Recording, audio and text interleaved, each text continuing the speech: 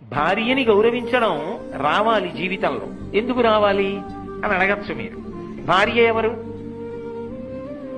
ఆమె నాతో కలిసి పుట్టిందా?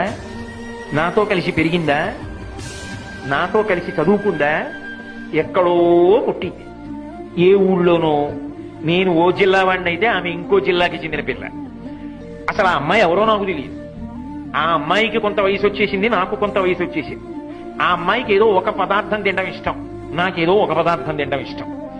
కానీ ఈయన భర్త అని నేను ఆమె మెడలో 3 ముళ్ళు వేయగానే ఆమె తన ఇంటి పేరు వదిలేసింది, వంశం వదిలేసింది, తన ఊరు వదిలేసింది, తల్లిదండ్రుల్ని వదిలిపెట్టేసింది, తోబుట్టువులను వదిలిపెట్టేసింది, స్నేహితులను వదిలిపెట్టేసింది.